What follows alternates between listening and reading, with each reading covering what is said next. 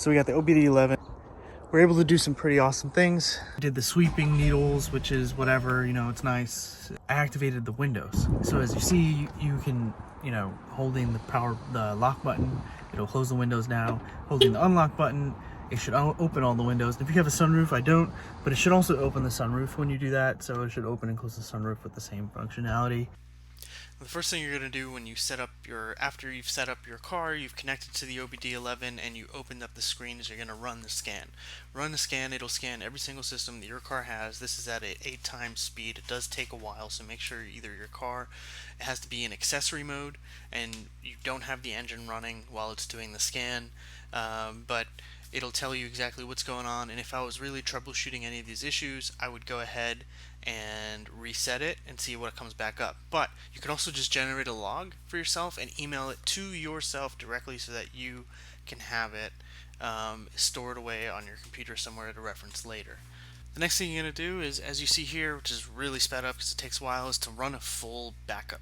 Make sure you have, as it shows the battery voltage, you make sure you have either your car running. I had my car running for this, or if you have a battery tender, you can hook that up. But the full backup is going to allow you to do two things. One, it's going to allow you to go back to stock. Number two, it's going to allow you to replace a module and reprogram it from the backup. If you have to have modules that need to be programmed to the VIN for whatever reason, you'll be able to program that new module with the backup of the old module.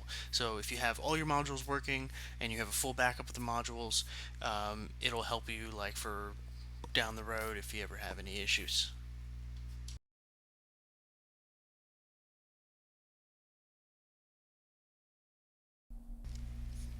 For some reason I didn't get like a confirmation that the screen just disappears once the backup's completed. So what you can do to check that it's there is click history, and then you'll see that you have a full backup. I did it twice, so one is named OEM, they're both named OEM and one's capitalized, but I have both backups. So now I'm going into the adjustments and I'm going to start to do some of these activations and we'll go through them one by one.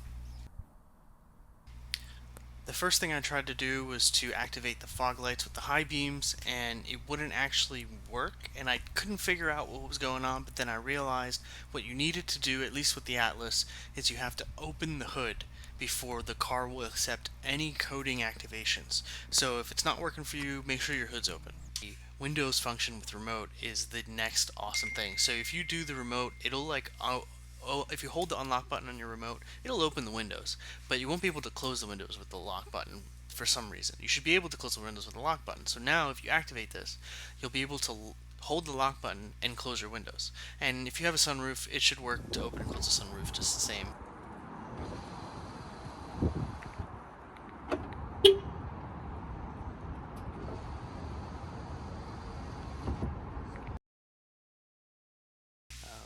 This is the needle sweep as we saw before. It's just something that's, you know, nice to look at. Nothing really functional about that. What we do here is go back.